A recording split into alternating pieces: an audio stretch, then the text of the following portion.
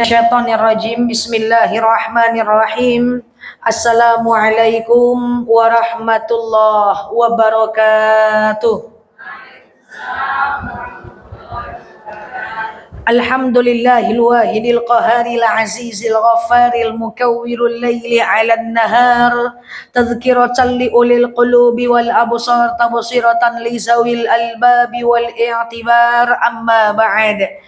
Ibu-ibu yang saya sayangi karena Allah, sebelum kita mulai kajian kita berdoa kepada Allah, semoga siapapun kita yang hadir dalam majlis ini, insyaallah Allah sehatkan badan kita, Allah kuatkan jasad kita, Allah tambah ruh keimanan kita, Allah luaskan rezeki kita, Allah angkat segala masalah kita, Allah jauhkan kita dari orang-orang zalim, Allah matikan kita dalam keadaan husnul khatimah. Amin.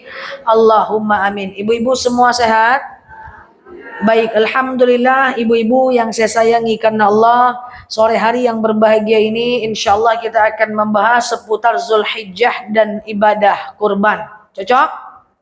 Cocok ya. Karena nanti bulan depan itu kurban udah lewat kan? Waktu kita ketemu bulan depan tuh kurban udah pergi dia. Baik, ibu-ibu, bulan Zulhijjah adalah bulan di mana disunahkan untuk berkurban. Tanggal 1 Zulhijjah lebih kurang tanggal 8 Juni. 8 Juni atau 7 Juni. Tetap ada perbedaan di Indonesia nanti. Udah otomatis itu. Ya, 8 Juni atau 7 Juni. Coba dalam ceramah kali ini kita sepakati dulu adalah 8 Juni. Ya. Maka tanggal 10 Zulhijjah itu adalah tanggal 17 Juni. Betul ya? Nah, 10 Zulhijjah itu tanggal 17 Juni. Itu adalah waktu di mana hari raya kurban. Jadi 8 Juni 1 Zulhijjah, 17 Juni 10 Zulhijjah. Begitu ya. Nah, dari tanggal 1 Zulhijjah itu sudah berlaku bulan Zulhijjah. Maka bagi yang berkurban dari tanggal 8 Juni tidak boleh lagi potong kuku, potong rambut, cukur-cukur, ya, gunting kumis, ya, kemudian jenggot, ya. Begitu sahih dalilnya hadis riwayat Imam Muslim. Nah, kemudian yang kedua, dari tanggal 8 Juni sampai tanggal 17 Juni atau bahasa lainnya 1 Zulhijjah sampai tanggal 10 Zulhijjah itu kita dianjurkan untuk memperbanyak puasa. Di antaranya adalah tanggal 8 Juni sampai 14 Juni, 1 Zulhijjah sampai 7 Zulhijjah itu namanya puasa Zulhijjah. Sengaja aku makan sahur, puasa Zulhijjah sunnah atasku karena Allah. Dan tanggal 14 Juni puasa tarwiyah. Tanggal 15 Juni puasa tarwiyah, tanggal 16 Juni puasa Arafah. Nggak tahu ustazah bisa ada ustaz yang ingin beliau tuh ya. Di minggu kedua ya. Jadi tanggal berapa puasa tarwiyah? 15. Tanggal berapa puasa Arafah? Tanggal 16 Juni. Insyaallah kita berpuasa di 10 hari pertama di bulan Zulhijjah. Insyaallah. Yuk kita lanjutkan tentang kurban. Ibu-ibu, Nabi Ibrahim dan Ismail itu sangat sekali mengukir sejarah dalam ajaran agama Islam. Karena Nabi Ismail dan Nabi Ibrahim lah ada itu yang namanya Ka'bah. Ka'bah itu adalah dibangun oleh Nabi Ibrahim. Bukti Nabi Ibrahim membangun Ka'bah adalah makam Ibrahim di depan Ka'bah, betul? Jadi itu adalah Ka'bah, di sini makam Ibrahim, di mana Nabi Ibrahim berdiri pertama kali membangun Ka'bah, ada buktinya, ada tempat berdirinya Nabi Ibrahim. Nah, ketika Nabi Ibrahim membangun Ka'bah, lalu disampirilah oleh Ismail, didatangkan oleh Ismail, dia ingin membantu pula ayahnya untuk membangun Ka'bah. Akhirnya dia letakkanlah batu pertama di samping Ka'bah. Itulah namanya Hijr Ismail. Jadi Hijr Ismail. Dulu Ka'bah itu sampai ke Hijr Ismail. Lama kelamaan diperkecil seperti sekarang. Makanya kalau kita mau tawaf, tidak boleh masuk ke dalam Hijr Ismail. Kita tidak boleh masuk ke dalam Hijr Ismail. Tawafnya batal. Kenapa? Karena Hijr Ismail itu adalah bagian dari dalam Ka'bah. Sementara kalau kita mau tawaf, itu kita harus berada di luar Ka'bah, yaitu di luar Hijr Ismail. Apa makna? Karena Ibrahim dan Ismail lah ada perintah umrah dan berhaji. Kemudian yang kedua, istri Nabi Ibrahim itu ada dua. Yang pertama Siti Hajar, tidak punya, Siti Sarah, tidak punya anak. Nikah lagi dengan istri kedua, Siti Hajar, yaitu punya anak setelah beberapa tahun. Nah, ibu-ibu yang saya sayangi karena Allah, dari Siti Hajar dan Nabi Ismail, kita mengenal adanya sumur Zam-Zam, betul ya? Ketika Nabi Ibrahim meninggalkan istrinya Siti Hajar, lari-lari kecil bukit Safa Marwah, Safa Marwah, Safa Marwah, Safa Marwah, muncul Zam-Zamnya di depan Ka'bah. Bayangkan, lari-larinya di bukit Safa Marwah, Zam-Zamnya munculnya depan Ka'bah. Di mana cari rezekinya belum tentu di situ munculnya. Harusnya kalau lari-lari kecilnya dari bukit Safa dan Marwah, harusnya Zam-Zamnya muncul di bukit Safa dan Marwah. Ternyata adalah munculnya depan Ka'bah. Apa hikmahnya? Kalau mau usaha, usaha aja dulu. Hasilnya belum tentu dari tempat yang kita usahakan. Yang penting kita usaha aja dulu. Bisa jadi rezeki datang dari tempat lain. Paham ya? Nah, ketika Nabi Ibrahim nikah dengan Siti Sarah, tidak punya anak. Akhirnya nikah dengan Siti Hajar, lama tak punya anak. Sampai akhirnya Nabi Ibrahim selalu berdoa, Rabbi habli minas salihin. Ya Allah, berikan kepadaku anak yang soleh. Seketika lahir Nabi Ismail dari rahimnya Siti Hajar, ada perintah dari Allah Azza wa Jalla agar Nabi Ibrahim meninggalkan kota Mekah. Bayangkan, lama tak punya anak, pas anak lahir disuruh meninggalkan anak dan istri di kota Mekah. Apa kata Nabi Ibrahim? Saya akan tetap meninggalkan anak istri saya karena kecintaan kepada Allah melebihi dibanding cinta kepada anak dan istrinya. Siti Hajar pun menerima. Pergilah wahai suamiku, jangan sampai cintamu kepada aku mengalahkan cintamu kepada Allah. Bayangkan. Pergilah Nabi Ibrahim lama, setelah bertahun-tahun balik ke kota Mekah. Nyampe ke kota Mekah, waktu itu Nabi Ismail usia 6-7 tahun. Lahir, ditinggalkan, pas balik temimpi pula. Bayangkan tuh. Nah ya, apa mimpinya? Dia berkata, ya bunaya, hai anakku, inni arafil manam anni azbahuka. Sungguh aku menengok dalam mimpiku aku diamanahkan menyembelihmu. Fanzur madza tara, bagaimana pendapatmu? Jadi kalau nabi-nabi dulu mimpi pasti datang dari Allah. Kalau awak mimpi karena galau. Kalau mimpi Nabi terdahulu itu mimpi datang dari Allah. Makanya Bu, suara azan, Allahu Akbar, Allahu Akbar, asyhadu an la ilaha illallah, ya, teks azan itu datang dari mimpi Bu. Sahabat bermimpi mendengar ada orang mengumandangkan azan, lalu kemudian para sahabat itu ngomong kepada Rasulullah, ya Rasulullah, saya bermimpi ada kalimat tauhid, ini mimpinya ini. Maka dipanggilnya Bilal, Bilal, kau dengar mimpi orang ni wahai Bilal, itu adalah kalimat azan, kau kumandangkan memanggil orang untuk datang ke masjid. Itu dari mimpi, kalimat azan. Jadi kalau dulu itu mimpi itu adalah dari Allah. Kalau kita dari kerisauan masa lalu, itu bedanya kan. Apa kata Nabi Ibrahim? Ya bunayya, anakku, sungguh aku menengok dalam mimpiku, aku diamanahkan menyembelihmu. Bagaimana pendapatmu? Apa kata Nabi Ismail? Wa qala ya abatif alma tu'mar. Ayah, lakukan apa yang Allah perintahkan kepadamu. Satajiduni insyaallahu minas sabirin. Mudah-mudahan aku mendapatimu sebagai orang yang sabar. Pergilah Ismail dan Ibrahim ke tempat penyembelihan. Nyampai di tempat penyembelihan, dan tempat penyembelihannya masih bisa kita tengok sampai sekarang. Itu di sekitar Mina dan Muzdalifah. Kalau kita pergi umrah, kita pergi haji, kita masih bisa lihat ada gunung yang besar, di atasnya ada tugu kayak musola kecil, di situ bisa dilihat tempat meninggalnya, tempat disembelihnya Ismail oleh Ibrahim. Nanti kalau pergi umrah bisa lihat, insyaallah, amin. Nah, ketika ingin disembelih, saya sering sampaikan, kita ulang-ulang kaji kita. Apa kata Nabi Ismail kepada bapaknya Ibrahim? Yang pertama, ayah, asah pisaumu ayah sebelum engkau sembelih aku. Ini adalah dalil sebelum menyembelih hewan kurban pisau diasah dulu. Makanya ada dalil fadhbahu bil ihsan. Bunuh binatang itu dengan cara baik-baik. Bunuh nyamuk sekali tokok mati.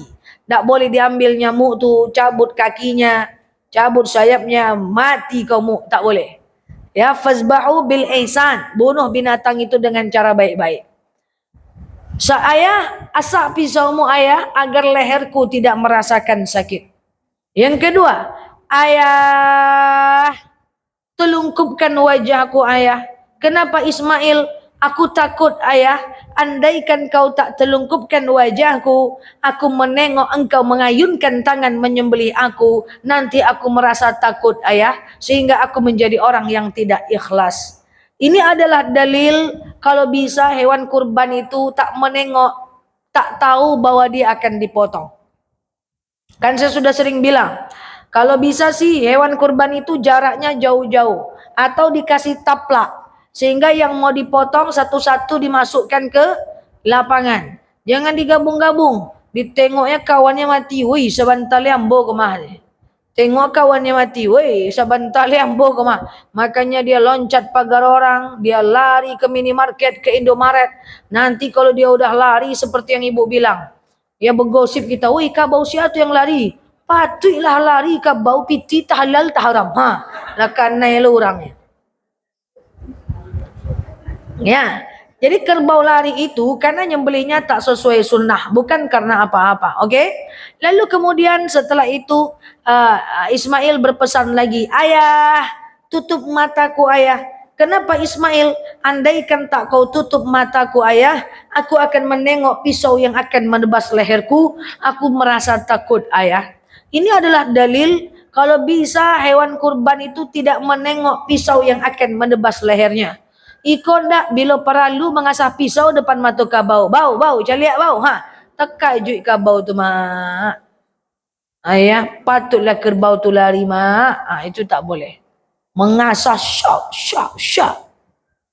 Dan terakhir, ayah, angkat jubahmu ayah. Kenapa Ismail? Aku takut ayah, andaikan tak kau angkat jubahmu, nanti terkena percikan darahku ayah, sehingga ditengok nanti oleh ibu ayah, sehingga ibu teringat-ingat kepadaku. Ayah, kurbankan aku, lupakan aku. Masya Allah ya. Ini adalah dalil ikhlas. Jadi kalau setelah selesai melaksanakan kasih uang 2.800.000 ke panitia kurban, jangan diingat-ingat je pitih keluar tu lima. Kau diingat-ingat je ancak boleh gorden tadi lah ya. Jangan. Ikhlas. Saya jelaskan. Hukum memakan hewan kurban. Saya ambil poin penting aja. Hukum memakan hewan kurban selama hari tasyrik 11, 12, 13. Kita potong hewan kurban, lalu kita makan selama hari tasyrik, dapat pahala sunnah.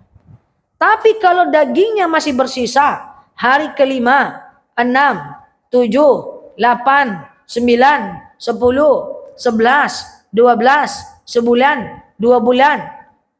Bersisa dia di freezer ibu itu hukumnya halal dimakan.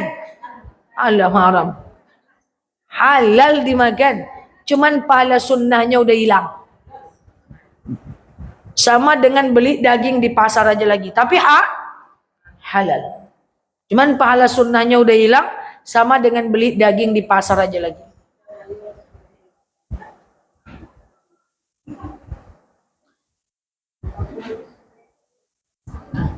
Kemudian yang kedua. Ibu-ibu yang saya sayangi karena Allah. Kurban itu 1 kambing 1 orang. 1 sapi 7 orang. Lebih dari 7 orang, kayak misalnya 1 majelis taklim beli 1 sapi, atau 1 kelas beli 1 sapi, itu bukan kurban. Namanya adalah sedekah. Karena kalau kurban paling banyak 1 sapi 7 orang. Oke? Kemudian,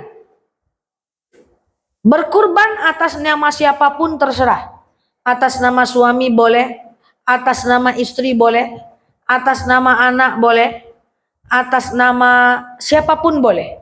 Tapi beritahu kepada orang yang berkurban. bahwa ketika dia berkurban, usahakan doakan pahalanya untuk orang yang tidak berkurban. Jadi sewaktu disembelih itu doakan pahalanya. Ya Allah, saya berkurban. Dengan kurban ini dapatlah emakku pahalanya, anakku, suamiku, istriku. Doakan. Karena Rasulullah sekali Rasul berkurban, dia doakan semua orang. Ya Allah, saya berkurban. Dengan kurban ini dapatlah pahalanya anakku, istriku, anak perempuanku, dan seterusnya. Jadi siapapun namanya yang berkurban terserah. Yang penting doakan. Oke ya? Doakannya kapan? Selama hari tasyrik. Tidak ada masalah. Sekali aja nggak apa-apa. Saat proses penyembelihan atau saat pulang dari sholat Id atau saat sholat Id nggak masalah.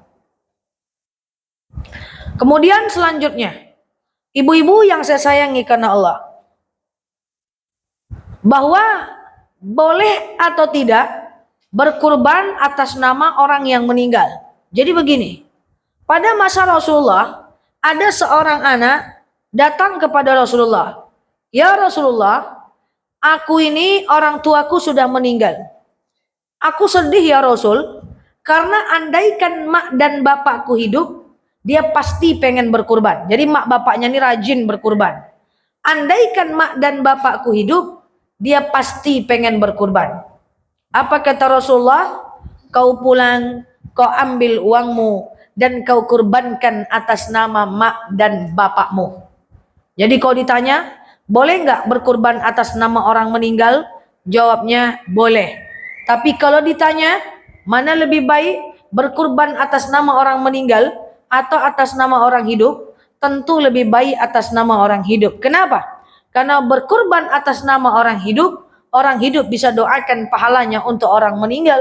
Tapi kalau berkurban atas nama orang meninggal tidak bisa doakan pahala untuk orang hidup. Tapi boleh.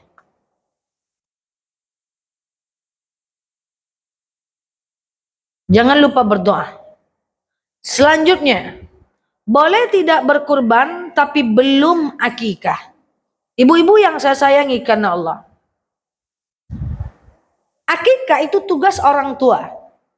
Akikah pada umur 7, 14, 21 hari itu hukumnya sunnah muakkad, tidak wajib akikah anak-anak. Tapi setelah usia 7, 14, 21, setelah usia itu sampai nanti anaknya balik berakal, hukumnya adalah sunnah biasa. Jadi akikah itu tugas orang tua, bukan tugas kita. So, kalau saya belum diakikah, bolehkah saya berkurban? Jawabannya adalah boleh. Karena akikah itu tugas orang tua saya. Kurban itu adalah tugas saya. Itu tidak ada hubungannya. Silahkan berkurban walaupun belum akikah. Ibu-ibu yang saya sayangi karena Allah, di zaman sekarang terlalu banyak info-info yang beredar. Sehingga saya banyak mendengar kabar katanya orang yang berkurban haram memakan daging kurban. Itu salah. Ini lagi marak-maraknya nih. Entah video-video dipotong, nggak ngerti kita. Katanya orang yang berkurban haram memakan daging kurban. Itu salah. Jawabannya adalah boleh orang yang berkurban memakan daging kurban. Kan dia dapat jatahnya, betul ya? Makanlah, nggak ada masalah. Sedikit lagi, boleh atau tidak berkurban jauh? Kita di sini kita kurbannya di RT sebelah. Kita di sini kita kurbannya di kampung. Boleh? Dulu kurban itu harus di wilayah kita masing-masing. Tapi Imam Abu Hanifah yang dikenal sebagai Imam Hanafi, imam yang paling senior, mengeluarkan satu ijtihad bahwa boleh kurban jauh. Kenapa? Karena bisa jadi di tempat kita sudah ramai orang berkurban. Orang miskin sedikit. Maka kita boleh berkurban jauh. Bahkan kita boleh memberikan pembagian hewan kurban itu kepada wilayah daerah sebelah, tetangga. Entah ke RT sebelah, entah ke kampung halaman. Boleh. Kalau dulu enggak boleh. Dulu enggak boleh. hanya boleh diberikan daging kurban di wilayah masing-masing. Kalau sekarang boleh, nggak ada masalah. Karena Imam Hanafi membolehkannya. Sama dengan gini, dulu zakat fitrah harus pakai sembako. Tapi Imam Hanafi mengeluarkan satu ijtihad, boleh zakat fitrah pakai uang. Kenapa? Kalau pakai beras terus, orang Bukit Tinggi, alah ado bareh. Nya ndak perlu bareh ledo. Nya perlunya piti untuk beli maco, kan gitu kan? Jadi boleh zakat pakai uang. Itu Imam Hanafi itu yang memberikan satu istimbat hukum. Jadi silakan ibu kurbannya jauh. Nggak ada masalah. Ustazah, siapa sih orang yang wajib berkurban? Orang yang wajib berkurban adalah orang yang mampu. Apa ciri-ciri orang mampu? Ada ameh di tangannya. Misalnya gitu ya. Apa adalah orang yang mampu? Apa ciri-ciri orang yang mampu? Punya tabungan dia. Maka dia wajib untuk berkurban. Nah, masalahnya adalah kurban itu wajib bagi yang mampu, sunnah bagi yang nggak mampu. Jadi kalau berkurban masih boleh berhutang, tapi tetap harus dibayar. Kalau haji hukumnya apa? Wajib bagi yang mampu. Tidak ada sunnah bagi yang tak mampu, tak ada ya. Jadi kalau nggak mampu jangan haji. Kalau kurban wajib bagi yang mampu, sunnah bagi yang tidak mampu. Maka boleh nggak berkurban pakai uang arisan? Boleh, yang penting arisannya dibayar. Kita dapat kocokan pertama, lalu kemudian uang tuh kita pakai kurban. Boleh? Yang penting dibayar. Makanya ada arisan kurban, kan? Atau boleh ada tabungan kurban. Boleh nggak kita berkurban tapi kita masih ada hutang? Tergantung. Kalau hutangnya belum jatuh tempo, hutangnya masih lama, dan rasa-rasanya hutang itu kita bisa bayar, boleh kok kita kurban sekarang, nggak ada masalah itu. Ya, nggak ada masalah.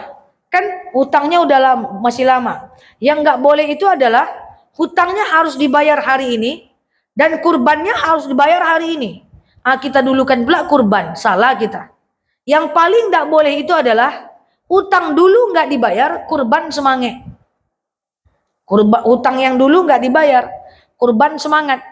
Pas kita kurban, berfoto pula dengan kerbau tuh. Bau, sini bau, selfie bau.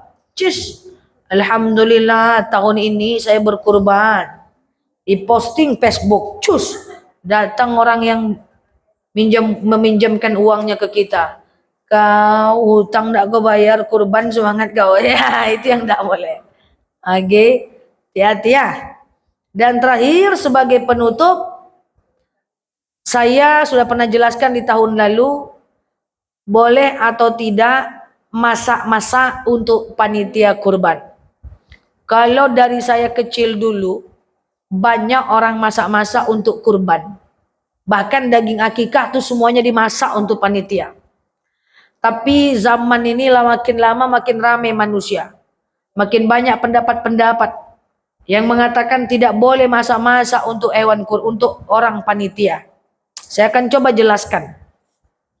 Dalam agama Islam ada namanya al-adah al-muhakkamah. Tradisi, kebiasaan masyarakat yang sudah diiyakan oleh banyak orang, yang sudah disetujui oleh banyak orang. Orang tidak ada yang protes, maka hukumnya sebenarnya boleh. Kan dari dulu udah ada masa-masa itu.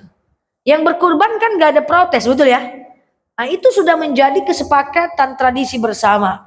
Oh enggak gitu Ustazah, katanya belum tentu yang berkurban ikhlas. Oke, pakai gaya selanjutnya. Kalau mau cari aman, kalau mau masak-masak untuk panitia kurban, boleh ketuk-ketuklah pintu masing-masing orang yang berkurban, minta sama dia, izin ya, kami ambil segempal untuk panitia ya. Oh, panek mengetuk-ngetuk pintu saja, kadang-kadang nyolalo. Pas dia mendaftar bilang, Pak Bu, nanti kami ambil segempal ya, sekepal ya, nanti untuk panitia kurban supaya lebih aman. Boleh. Ndaknya boleh loh. Innalillahi wa inna ilaihi rajiun. Boleh. Oh boleh kami tahu Ustazah, tapi kami nggak mau karena kami itu maunya pakai nasi bungkus aja, nggak ada masalah. Hanya saja status hukumnya tidak sedemikian ketat. Karena itu udah terjadi begitu terlalu lama. Tapi sebagai penutup saya berpesan izin siapapun di antara kita yang berkurban, saya minta tolong siapapun di antara kita yang berkurban ingat pesan Ismail, ayah kurbankan aku, lupakan aku. Jadi kalau kita udah diserahkan uang 2.500.000, 2.800.000 ke panitia kurban, jangan diingat-ingat je piti keluar tu lima. Ini dimasak oleh panitia, ini apa jangan diingat-ingat. Kurbankan, lupakan. Jangan dibahas-bahas. Awak kurban panitia yang abihan, oh hilang pahalanya. Yang lebih ngeri lagi mak, pas datang ke rumah dia 2 kilo 2 kupon, pas dibukanya gelemi-gelemi sadonya. Ada timbangnya pula tuh. Oh, 8 onyo ya. Tapi apa panitia mah dia. Nauzubillah.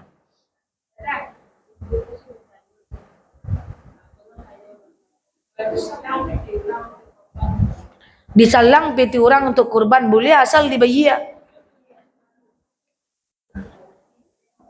Ya.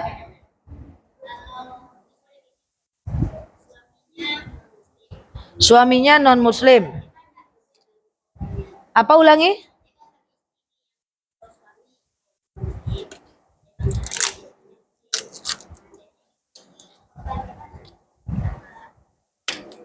Enggak apa-apa, Bu. Suami non muslim, istri muslimah. Sebenarnya itu nggak bisa menikah kan? Tapi dia menikah, nikahnya tidak sah itu. Nah, istrinya berkurban nggak masalah. Boleh. Nggak apa-apa, pemberian suami itu seperti pemberian non muslim ke kita. Boleh kita terima, halal. Nah, misalnya ada non muslim kasih saya uang. Nel, ini ada sedekah nih 5 juta, terima duitnya. Itu ibaratnya pemberian dia. Nah, nanti uang itu kan udah jadi milik kita. Lalu kita sedekahkan. Boleh. Masalah. Iya. Oke? Semoga bermanfaat ya. Semoga Allah izinkan kita berkurban. Amin. Wallahu alam. Yang ngadu ameh-ameh di galang-galang ameh itu. Jadi kau kumpul aja lah. Kaluan lah seketik untuk berkurban ya. Demikian. Wallahu alam bisawab ala hazihi niyah al-fatihah.